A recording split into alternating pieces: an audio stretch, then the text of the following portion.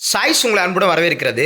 TNPSC group 4 question paper வந்து பார்த்தீங்கன்னா ஒரு கிஃப்ட் கொஸ்டின் பேப்பர் அப்படின்னு சொல்லி அனௌன்ஸ் பண்ணியிருந்தோம். அனௌன்ஸ் பண்ணது வந்து பார்த்தீங்கன்னா ஒரு மாதத்துக்கு முன்னாடி அனௌன்ஸ் பண்ணியிருந்தோம். நீங்கள் மார்ச் 15 கிட்ட 13ஆம் தேதி வரைக்கும் நீங்கள் ஆர்டர் பண்ணிக்கலாம்னு சொல்லியிருந்தோம். ஸோ இந்த ஆர்டர் பண்ணவங்களுக்கான டீட்டெயில்ஸ் தான் இது வந்து. ஸோ இந்த கொஸ்டின் பேப்பர் பொறுத்தளவுக்கு வந்து பார்த்தீங்கன்னா எங்களுக்கு பிரிண்டிங் வந்து கம்மிங் மண்டே தான் வந்து பிரிண்டிங் வந்து ஸ்டார்ட் பண்ண போகிறாங்க.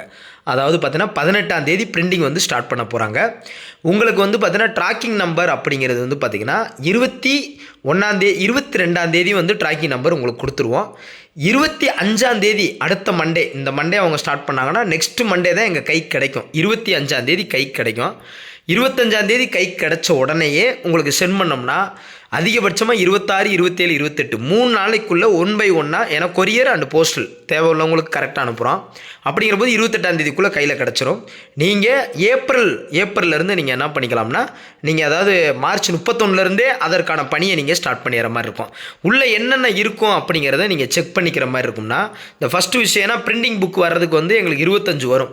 ஸோ அதனால தான் முன்கூட்டியே சொல்கிறேன். நிறைய பேர் வந்து கிஃப்ட் கொஸ்டின் வந்து ஆர்டர் பண்ணியிருந்தீங்க. அது எப்படி இருக்குன்னு கூட சில பேருக்கு தெரியாது. அவ்வளோ பேர் வந்து இப்போ நம்பிக்கையின் அடிப்படையில் தான் ஆர்டர் பண்ணீங்க.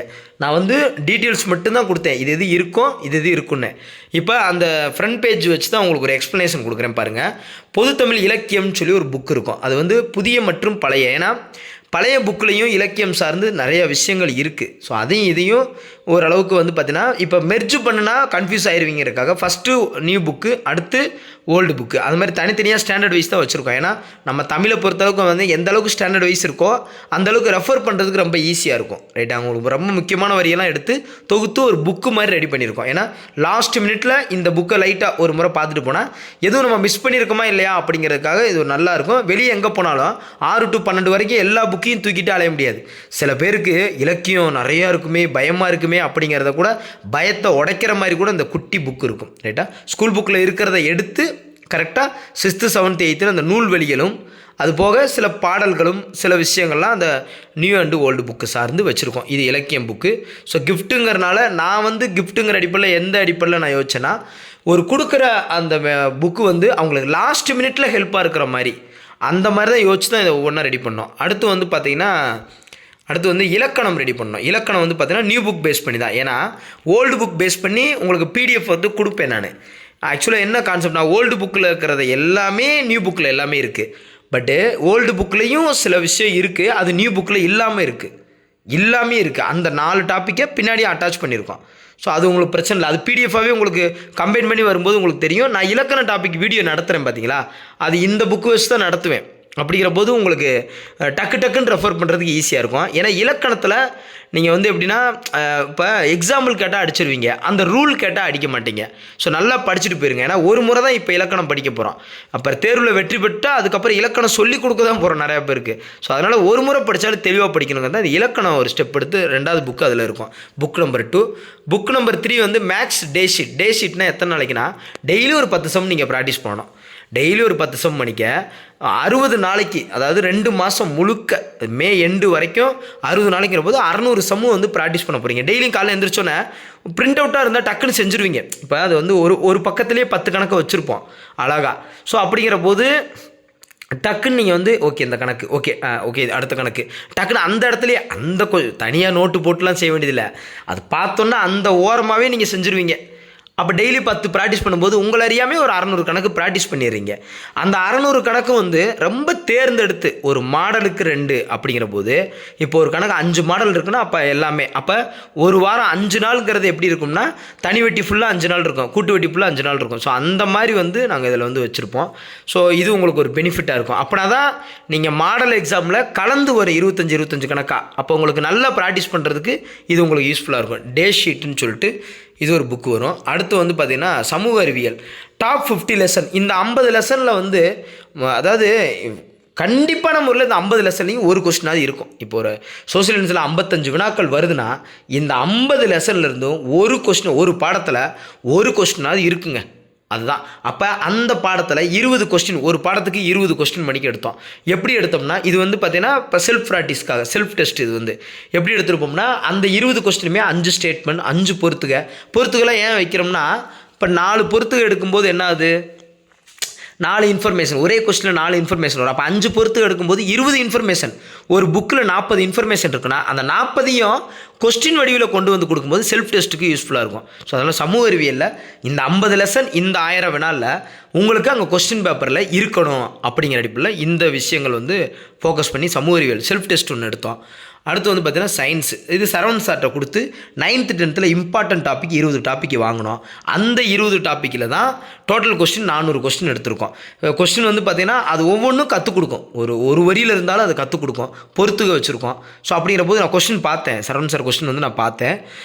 முந்தா நேரத்தை நான் பார்த்தேன். ஆக்சுவலாக ஃபைனல் காப்பி வந்துச்சு, ரொம்ப பிடிச்சிருந்துச்சி, ரொம்ப நல்லா இருந்துச்சு. அதாவது எளிமையாகவும் இருந்துச்சு, டஃப் கொஸ்டினும் வச்சுருக்காரு. எளிமையாக இருக்கிற மாதிரி இருக்குது. ஆனால் நம்ம ஆன்சர் அடிச்ச பின்னாடி ஆன்சர் கீழே செக் பண்ணால் ஆஹா இவ்வளோ அந்த ஆப்ஷன் வந்து மைனூட்டாக செட் பண்ணியிருந்தார். அது ரொம்ப நல்லா இருந்துச்சு. ஸோ அதுவும் நான் வந்து பார்த்தேன். இப்போ நாங்கள் சோசியல் சயின்ஸில் நாங்கள் வந்து எப்படா உங்களை எங்களுக்குள்ளே நீங்கள் மிஸ்டேக் பண்ணுவீங்க, மராத்தியர்லாம் நீங்கள் கொஸ்டின் அடிச்சு பாருங்கள், எங்கன்னு மிஸ்டேக் தப்பு பண்ணுவீங்கன்னே அது மாதிரி ஒரு செட் பண்ணோம். அப்போ அந்த இடத்துல நீங்கள் இங்கே கரெக்டாக பண்ணிட்டீங்கன்னா அங்கேயும் கரெக்டாக பண்ணிடுவீங்க. அந்த மாதிரி நாங்கள் செட் பண்ணோம்.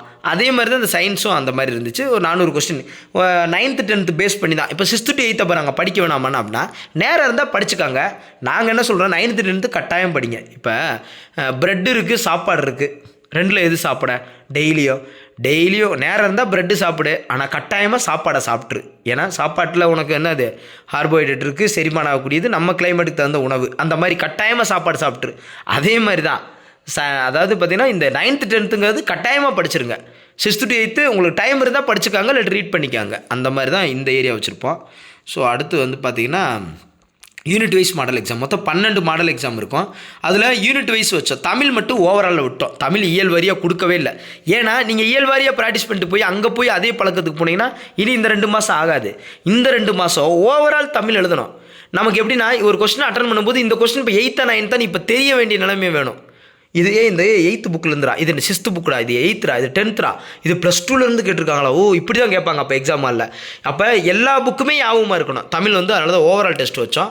அடுத்து யூனிட் வைஸும் வச்சுருக்கோம். ஏன் யூனிட் வைஸ் வச்சுருக்கோம்னா, சமூக அறிவியல் செல்ஃப் டெஸ்ட் அடிக்கிறீங்களே 20 கொஸ்டின், அந்த 20 அடிச்சுட்டு இங்கே வரும்போது 60 கொஸ்டின் இருக்கும் சோசியல் சயின்ஸில், அந்த யூனிட்டை பேஸ் பண்ணி. அப்போ அதில் இருக்கிற இன்னும் சில விஷயங்களை இங்கே கவர் பண்ணியிருப்போம்.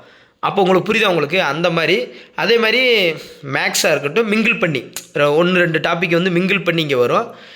அதே மாதிரி மேக்ஸை பொறுத்தளவுக்கு, அதே மாதிரி சயின்ஸை பொறுத்தளவுக்கு 9th 10th பேஸ் பண்ணி டாபிக் வைஸ் வரும். அடுத்த 6 மாடல் வந்து கம்ப்ளீட்டாக ஒரு குரூப் 4 மாதிரியே ஓவரால் ஒரிஜினல் குரூப் 4 மாதிரியே எழுதியிருப்பீங்க. எப்படி? ஒரிஜினல் குரூப் 4 மாதிரி. இந்த 6 புக்கு அது போக வந்து பார்த்திங்கன்னா இன்னொரு 6 வந்து பின் புக்காக இருக்குது. இதெல்லாம் 6மே புக்காக இருக்கும், அது பின் புக்காக இருக்கும். ரொம்ப ரிஸ்க் எடுத்துருக்கோம். உண்மையாகவே பார்த்தீங்கன்னா எங்களுக்கு நாங்கள் நினச்சதை விட காஸ்ட்டு பயங்கரமாக போயிடுச்சு. நாங்கள் ஒரு கொட்டேஷன் வந்து வாங்குவோம், பட் ஒர்க் அவுட் பண்ண நாங்கள் கொட்டேஷன் வந்து முன்னாடியே தோராயமாக பேஜ் கொடுத்து வாங்குவோம். ஒர்க் அவுட் பண்ண பின்னாடி பேஜஸ் கூடிக்கிட்டே போயிடுச்சு. சரி அப்புறம் என்ன செய்ய முடியும்? இது வந்து திரைப்படம் இல்லை, வெட்டுறதுக்கு, கட் பண்ணுறதுக்கு, ஒட்டுறதுக்குன்னு. ஸோ இது வந்து ஒரு விஷயம் கொடுத்தா முழுமையாக கொடுக்கணும் அப்படிங்கிற போது பின் புக்கு 6 கொஸ்டின் பேப்பர் இருக்கும். அது போக 6 OMR சீட் இருக்கும். இந்த இது வந்து புக்குக்குள்ளேயே நீங்கள் அடிச்சுக்காங்க. நாங்கள் 12 OMR கொடுக்கலான்னு தான் முதல் யோசித்தோம். 12மே OMRல டெஸ்ட் பண்ணக்கூடாது நீங்கள். இது வந்து யூனிட் வைஸ் டெஸ்ட் தான். அதனால் இது புக்குக்குள்ளேயே அடித்து பார்த்துட்டு பின்னாடி கீ இருக்கும். பின்னாடி கீ வந்து எப்படி கொடுத்துருப்போம்னா ABCDன்னு கொடுக்கல, அதாவது கீ என்னவோ அதையே கொடுத்துருப்போம். அந்த கீ இப்போ வந்து அது வந்து மராத்தியரில் ஒரு கொஸ்டின் இருக்குது, சிவாஜினா சிவாஜினே இருக்கும், ஆப்ஷன் B சிவாஜி அப்படின்னே இருக்கும். அந்ததுனால உங்களுக்கு ரொம்ப ஈஸியாக இருக்கும். ஓகே இந்த கொஸ்டின் இதிலேருந்து எடுத்திருக்காங்க அப்படிங்கிறது உங்களுக்கு டக்குன்னு உங்களுக்கு தெரியும், பார்த்தோன்னே தெரியும். அதுக்காக தான். அதே மாதிரி மாடல் எக்ஸாம் வந்து பார்த்திங்கன்னா கீ அதே மாதிரி தான் கொடுத்துருக்கோம். இந்த கீ ஃபார்மெட்னால என்ன ஆகும்னா உங்களுக்கு ABCDன்னா டக்குன்னு கன்ஃபியூஸ் ஆகி தப்பாக பண்ணிட மாட்டீங்க. ஸோ அந்த அடிப்படையில் 6 OMR, அந்த 6 மாடலாக 6 OMR. இது எப்படி எழுத போகிறீங்க அப்படின்னா மார்ச் ஏப்ரலில் இதை எப்படி எழுத போகிறீங்கிறதுக்கு இதுக்கு ஒரு டைம் டேபிள் வந்து உங்களுக்கு வந்து ப்ரிப்பேர் பண்ணி கொடுப்போம். அந்த டைம் டேபிள் யூடியூப்பில் தான் கொடுப்போம். ரைட்டாக உங்களுக்கு அந்த டைம் டேபிள் படி இந்த தேர்வை நீங்கள் எழுதிக்கலாம். இல்லை சார் நான் ஆல்ரெடி ஒரு அகாடமியில் படிக்கிறேன், எனக்கு வந்து இதை நான் முன்கூட்டி எழுதி பார்த்துறேன், எனக்கு ஒன்றும் பிரச்சனை இல்லை டைம் இருக்கும்போது அப்படின்னா எழுதி பார்த்துடலாம். அதனால தான் நான் டைம் டேபிளை இதோட சேர்த்து கொடுக்கல, யூடியூப்பில் கொடுப்பேன். உங்களுடைய விருப்பம் இந்த டைம் டேபிள் படி எழுதலாம். முன்கூட்டி எழுதி சார் 50 லெசன் கொடுத்துட்டீங்க சோசியல், நான் 2 நாளில் முடிக்கிறேன்னா கூட முடிச்சுக்கலாம், ஆல்ரெடி நல்லா படிச்சிருந்துருக்கலாம். அதுக்காக இல்லை சார் நான் கரெக்டாக படிச்சு இந்த 2 மாதத்தில் இந்த டைம் டேபிள் படி கரெக்டாக முடிக்கிறனாலும் முடிக்கலாம். ரெண்டும் ஒன்று தான். புரியுது உங்களுக்கு? ஜூனில் 9ஆம் தேதி எக்ஸாம்ங்கிறனால அந்த 8 நாளில் உங்களுக்கு டெஸ்ட் எழுதுறதுக்கு நேரமே இருக்காது. ரிவிஷன் பண்ணணும், ஸ்கேன் பண்ணணும், கடைசி நேரத்தில் டக்கு டக்குன்னு பார்த்துட்டு போகிறதுக்கு நேரம் இருக்கும். அதனால தான் இது இவ்வளவு திட்டமிடுதல் போட்டு இந்த மார்ச் எண்டுக்குள்ளே உங்கள் கைக்கு கிடைக்கணும், ஏப்ரல் மேலே உங்களுக்கு இது பண்ணணும் அப்படிங்கிறது தான். ரைட்டாப்பா? ஸோ ஆர்டர் டேட்டு முடிஞ்சது. இது தமிழ் மீடியம் மட்டும்தான் கம்ப்ளீட்டாக ரெடி பண்ணியிருக்கோம். இங்கிலீஷ் மீடியம் வந்து PDF கொடுத்துக்கலாம் அப்படிங்கிறதுக்காக டெலகிராம் லிங்க் கொடுத்துட்ருக்கோம். யாராவது இங்கிலீஷ் மீடியம் கேட்குறாங்களா அவங்களுக்கு டெலகிராம் லிங்க் கொடுக்குறோம். இந்த குரூப்பில் சேர்ந்துக்காங்க, PDF கொடுக்குறதுக்கு உங்களுக்கு ஹெல்ப் பண்ணுறோம் அப்படிங்கிற முயற்சி எடுத்துகிட்டு இருக்கோம். தமிழ் மீடியமுக்கு ஃபுல்லாக பிரிண்ட் அவுட் கொடுக்குற மாதிரி முயற்சி எடுத்துக்கிட்டு இருக்கோம். ஏன்னா இங்கிலீஷ் மீடியம் ஸ்ட்ரென்த்து கம்மிங்கிறனால 124 பேர் 125 பேர் அதிகபட்சம் 200 பேர் வராங்கன்னு வச்சுக்கோங்க. அதுக்காக பிரிண்டிங் அங்கே அடிக்க முடியாது.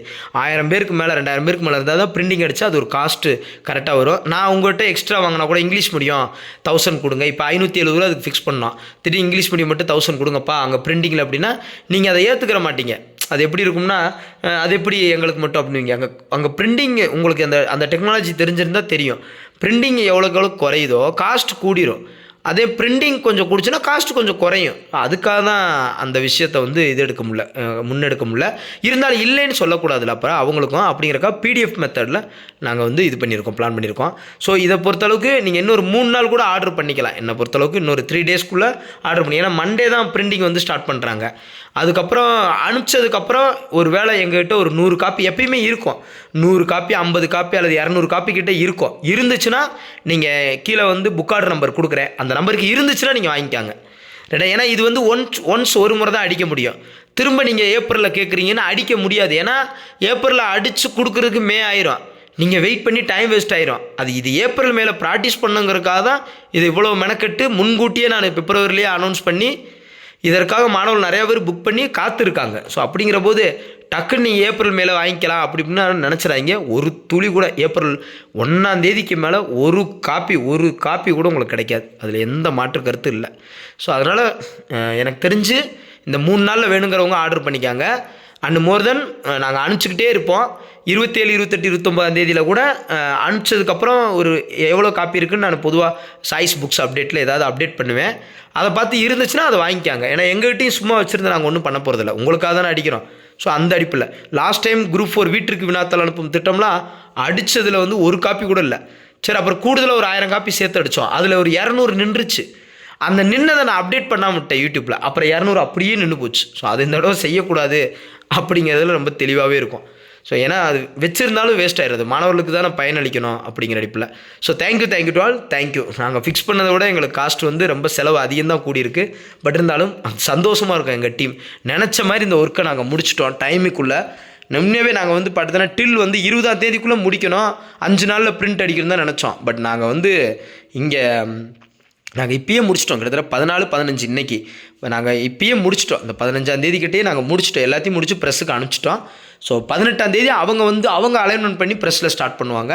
ஸ்டார்ட் பண்ணி நமக்கு ஒரு 25க்குள்ளே கொடுக்குறேன்னு சொல்லியிருக்காங்க. வந்துருச்சுன்னா நாங்கள் 2 நாளில் பேக் பண்ணி ஒன் பை ஒன்று அனுப்ப ஆரம்பிச்சிருவோம். ட்ராக்கிங் நம்பர் உங்களுக்கு வாட்ஸ்அப்பில் கொடுத்துருவோம். அதனால் நீங்கள் படிச்சுக்கிட்டே இருங்க. உங்களுக்கு கையில் வந்தோன்னா அது உண்மையான கிஃப்ட்டாக அப்படிங்கிறது நீங்கள் ஓப்பன் பண்ணி பார்த்த பின்னாடி நீங்கள் எங்களுக்கு கமெண்ட் பண்ணுவீங்க எப்பயும் போல். ஸோ உங்களுக்கு அந்த திருப்தியை தரும். ஏன்னா கணிதம், அறிவியல், சமூக அறிவியல் எல்லாமே தமிழ் எல்லாமே இருக்கிறனால உங்களுக்கு ஒன் ஆஃப் த பெரிய கிஃப்டாக தான் இருக்கும். ப்ரௌசிங் சென்டருக்கு ஓட வேண்டியதில்லை, எந்த பிரிண்ட் கடைக்கும் அலைய வேண்டியதில்லை. நீங்கள் ஒரு கடையில் போய் நின்று 50 ரூபா செலவழித்து பைக் எடுத்துகிட்டு போய் இன்னொன்றுங்க, நான் வீட்டுக்கு வினாத்தாள் அனுப்பும் திட்டம் ஆரம்பித்ததே அதுக்கு காரணமே உண்மையாகவே கொடைக்கானல் அவுட்ரு. ஏன்னா நான் இருக்கிறது கொடைக்கானல் எனக்கு நியர்பை ரொம்ப பக்கம். எனக்கு தெரிஞ்ச ஸ்டூடெண்ட்ஸ்லாம் இருப்பாங்க. அவங்கெல்லாம் பிரிண்ட் அவுட்டே போடவே முடியாதுன்னு ஆனால் பிரிண்ட் அவுட்டே போட முடியலண்ணா, நீங்கள் போட்டு வச்சுருங்க, வத்தலகுண்டில் பஸ் இருக்கும், கொடைக்கானல் பஸ்ஸில் கொடுத்து விடுங்கண்ணான்னு கேட்பாங்க. என்னப்பா சொல்கிறீங்கன்னு சொல்லி எங்கள் ஆஃபீஸில் செஞ்சுருக்காங்க. கொடைக்கானல் பஸ்ஸில் கொடுத்து விடுவோம். அது என்ன ஏரியா, கவுஞ்சியா பூஞ்சியா தான் சொல்லுவாங்க. அப்போ இங்கேருந்து அங்கே போகும். அங்கே பார்த்தா 4 ஸ்டூடெண்ட் வந்து சேர்ந்து படிச்சுட்டு இருக்காங்களா, ப்ராக்டிஸ் பண்ணி அடிச்சுட்டு இருக்காங்களாம். ஏன் இப்போ மொபைலில் பண்ண வேண்டியதுனா, இல்லைனா எங்களுக்கு நெட்வொர்க் ரொம்ப இதாக இருக்கும். நாங்கள் அப்போ தான் ஒரு விஷயம் நினச்சேன், இந்த கொஸ்டின் பேப்பர் போட முடியாத எவ்வளோ பேர் இருப்பாங்க.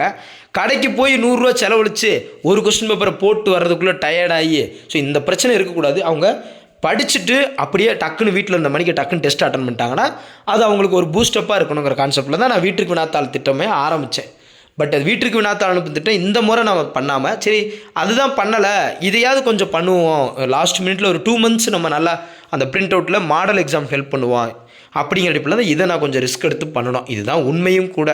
ரைட்டா? ஸோ அதனால் எனக்கு தெரிஞ்ச அதே அதில் வந்து பார்த்திங்கன்னா அப்போ வாங்கினவங்க அதுக்கப்புறம் அவங்க கான்டாக்ட் இல்லை. ஸோ இந்த மாதிரி நிறைய மாணவிகள் இருப்பாங்க. கட்டாயம் இதனால் பலனடைஞ்சவங்க நிறைய பேர் லாஸ்ட் குரூப் 4ல் இந்த பாஸ் பண்ணவங்க கூட அந்த வீட்டிற்கு வினாத்தாள் அனுப்பு திட்டத்தை பற்றி நிறைய மெசேஜ் பண்ணியிருந்தாங்க. ஸோ அப்போ தான் எனக்கு அந்த உணர்வு இருந்துச்சு. அந்த அடிப்பில் தான் இதை பண்ணுறோம். அதுதான் உண்மையும் கூட. ஸோ தேங்க்யூ உங்களுடைய சப்போர்ட்டு தான். இப்போ எப்படின்னா நான் ஒரு விஷயம் பண்ணுறேன்னா அது இப்போ ஒரு 1000 பேர் தான் நீங்கள் ஆர்டர் பண்ணியிருக்கீங்கன்னு வச்சுக்கோங்க. அப்போ கூட ப்ரெஸ்ஸில் போய் அடிக்க முடியாது என்னால். காஸ்ட் கூட உங்கள்கிட்ட காஸ்ட் கூட சொன்னால் என்ன இவ்வளோ பக்கங்களுக்கு இவ்வளோவா அப்படின்னு கேட்பீங்க. அப்போ அதையும் எனக்கு வந்து அப்போ உங்களுடைய சப்போர்ட்டால் தான் எல்லா ஸ்டூடெண்ட்டுக்கும் இப்போ நீங்கள் எல்லோரும் சேர்ந்து நிறையா பேர் ஆர்டர் பண்ணும்போது என்ன ஆகுதுன்னா ரேட்டு குறையுது. நாங்கள் நினச்ச மாதிரி அந்த காஸ்ட் வந்து குறையுது. அப்போ காஸ்ட் குறையும் போது உங்களுக்கு கொடுக்கும்போது குறைஞ்ச ரேட்டில் நாங்கள் கொடுக்குறதுக்கு நிறைய பேர் புக்கை வாங்கி பார்த்தீங்கன்னா தெரியும். நீங்கள் அதை போய் ஜஸ்ட் ஒரு இடத்துல போய் ஒரு கொட்டேஷன் வாங்கி பாருங்கவே இவ்வளோ காஸ்ட் வரும். ஆனால் நீங்கள் எல்லாம் ஒன்று சேர்ந்து நிறையா பேர் வாங்குறீங்க பார்த்தீங்களா? அதனால தான் உங்களுக்குள்ளேயே அந்த காஸ்ட் வந்து குறையிறதுக்கான காரணமும் கூட. நான் கூட இல்லை, உங்களுடைய அந்த ஒற்றுமையான அந்த சப்போர்ட் தான். ரைட்டா? நீங்கள் அந்த சப்போர்ட் பண்ணுறனால என்னால் அந்த விஷயத்தை செயல்படுத்த முடியுது.